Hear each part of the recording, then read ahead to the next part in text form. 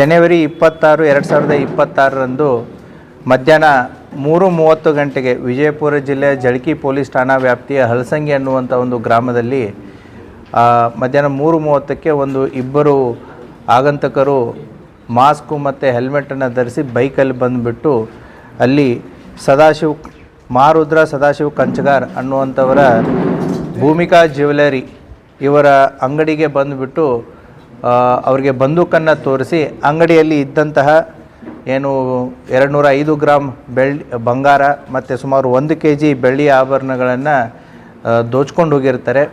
ಆ ಸಂದರ್ಭದಲ್ಲಿ ಆ ಹಲಸಂಗಿ ಊರಿನಲ್ಲಿದ್ದಂಥ ಹೊರಗಡೆ ಇದ್ದಂತಹ ಅಂಗಡಿಕಾರರಾಗಿರ್ಬೋದು, ಸಾರ್ವಜನಿಕರಾಗಿರ್ಬೋದು, ಅದನ್ನು ವಿಡಿಯೋ ರೆಕಾರ್ಡಿಂಗ್ ಮಾಡ್ತಿರ್ಬೇಕಾದ್ರೆ ಅಲ್ಲಿದ್ದಂತಹ ಒಬ್ಬ ಸಾರ್ವಜನಿಕರ ಕಾಲಿಗೂ ಕೂಡ ಅದರಲ್ಲಿದ್ದಂಥ ಒಬ್ಬ ಆರೋಪಿ ಗುಂಡನ್ನು ಕಾಲಿಗೆ ಹೊಡೆದು ಹೋಗಿರ್ತಾನೆ.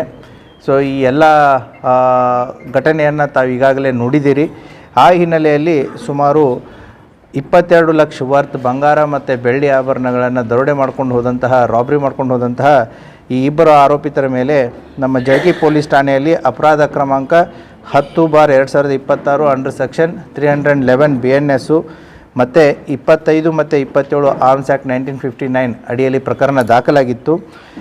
ಈ ಒಂದು ಘಟನೆಯ ಹಿನ್ನೆಲೆಯಲ್ಲಿ 2 ತಂಡಗಳನ್ನು ರಚನೆ ಮಾಡಲಾಗಿತ್ತು. ಅಡಿಷನಲ್ SP ರಾಮನಗೌಡ ಹಟ್ಟಿ ಅವರ ನೇತೃತ್ವದಲ್ಲಿ DSP ಇಂಡಿ ಸದಾಶಿವ ಕಟ್ಟಿಮನಿ ಮತ್ತು DSP ಸೆನ್ನು ಸುನಿಲ್ ಕಾಂಬ್ಳೆ ಅವರ ಇದರಲ್ಲಿ ಮತ್ತು ಚಡ್ಚನ್ CP ಆದಂತಹ ಪರಶುರಾಮ್ ಮನಗೂಳಿ ಮತ್ತು PSI ಜಳಕಿ ಮಂಜುನಾಥು, PSI ಹೊರ್ತಿ ರಾಕೇಶು ಮತ್ತು PSI ಚಡಚನ ಸೋಮೇಶ್ ಗೆಜ್ಜಿ ಇವರ ನೇತೃತ್ವದಲ್ಲಿ ಒಟ್ಟು 2 ತಂಡಗಳನ್ನು ಮಾಡಲಾಗಿತ್ತು. ಇದರಲ್ಲಿ ಸುಮಾರು 30ಕ್ಕಿಂತಲೂ ಹೆಚ್ಚು ನಮ್ಮ ಸಿಬ್ಬಂದಿಯವರು ಕೂಡ ಸುಮಾರು 20 ದಿನಗಳಿಂದ ಪತ್ತೆ ಕಾರ್ಯದಲ್ಲಿ ಕೈಗೊಂಡಿದ್ದರು.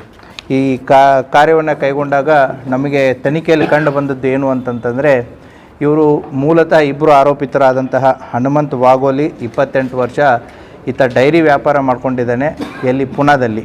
ಮತ್ತು ಇನ್ನೊಬ್ಬ ಆರೋಪಿಯಾದಂತಹ ಶಿವರಾಜ್ ನಾವಿ ಅನ್ನೋನು ಚಾಲಕ ವೃತ್ತಿ ಕೆಲಸವನ್ನು ಮಾಡಿದ್ದಾನೆ. ಇವನು ಕೂಡ ಈಗ ಸದ್ಯ ಪುನಾದಲ್ಲಿರ್ತಾನೆ. ಇವರು ಮೂಲತಃ ಜತ್ ತಾಲೂಕು ಸಂಕ ಗ್ರಾಮದವರು. ಇವರು ಪುನಾದಲ್ಲಿ ಪರಿಚಯ ಇರ್ತಾರೆ ಒಬ್ರಿಗೊಬ್ಬರು. ಈ ದರೋಡೆ ಮಾಡಬೇಕಂತಲೇ ಇವರು ಆರ್ಮ್ಸ್ಗಳನ್ನು ಪ್ರೊಕ್ಯೂರ್ ಮಾಡಿರ್ತಾರೆ. ಸೊ ಉತ್ತರ ಪ್ರದೇಶದ ಗೋರಖ್ಪುರಿಗೆ ಹೋಗಿಬಿಟ್ಟು ಪ್ರೊಕ್ಯೂರ್ ಮಾಡ್ಕೊಂಡು ಬಂದಿರ್ತಾರೆ. ಅವತ್ತಿನ ದಿನ ಆ್ಯಕ್ಚುಯಲ್ ಟಾರ್ಗೆಟ್ ಇದ್ದಿದ್ದು ಸೊಲಾಪುರದಲ್ಲಿ ಬೆಳಿಗ್ಗೆ ಪೂರ್ತಿ ಸರ್ವೆ ಮಾಡಿದ್ದಾರೆ. ಬಟ್ ಸೊಲಾಪುರದಲ್ಲಿ ಅವತ್ತು ಬಂಗಾರದ ಅಂಗಡಿಗಳು ರಶ್ ಇರೋದ್ರಿಂದ ಅಲ್ಲಿ ಅವರ ಮಾಡುವಂಥ ಒಂದು ಕಾರ್ಯ ಸಾಧು ಆಗಿಲ್ಲ. ಆ ಹಿನ್ನೆಲೆಯಲ್ಲಿ ಸೊಲಾಪುರ ನಮ್ಮ ಕರ್ನಾಟಕ ಬಾರ್ಡ್ರಿಗೆ ಭಾಳ ಹತ್ತಿರ ಇರೋದ್ರಿಂದ ಮತ್ತು ಅವರ ಊರು ಸಂಕ್ ಇರೋದ್ರಿಂದ ಅವರು ಹೋಗಬೇಕು ಅಂತಂದರೆ ನಮ್ಮ ಚಡಚನ್ ತಾಲೂಕು ಮೇಲೆ ಹಾಯ್ದು ಹೋಗಬೇಕು. ಆ ಹಿನ್ನೆಲೆಯಲ್ಲಿ ಹೈವೇಗೆ ಹತ್ತಿರ ಇದ್ದಂಥ ಈ ಹಲಸಂಗಿ ಗ್ರಾಮಕ್ಕೆ ನುಗ್ಗಿದ್ದಾರೆ. ಈ 2ನೇ ಆರೋಪಿತನಿಗೆ ಈತ ನಮ್ಮ ಲಾಲ್ಸಂಗಿ ಅನ್ನುವಂತಹ ಇಂಡಿ ತಾಲೂಕಿನಗೂ ಕೂಡ ಆತನಿಗೆ ಸಂಬಂಧ ಇದೆ. ಹಾಗಾಗಿ ಆತನಿಗೆ ಇಲ್ಲಿದ್ದಂತಹ ರಸ್ತೆಗಳಾಗಿರ್ಬೋದು, ಜಿಯೋಗ್ರಫಿ ಆಗಿರ್ಬೋದು ಎಲ್ಲ ಚಿರಪರಿಚಿತ ಇತ್ತು. ಆ ಹಿನ್ನೆಲೆಯಲ್ಲಿ ಹಲಸಂಗಿ ಗ್ರಾಮಕ್ಕೆ ಅವತ್ತು ಬಂದು ಈ ರಾಬ್ರಿಯನ್ನು ಮಾಡಿಕೊಂಡು ಹೋಗಿರ್ತಾರೆ.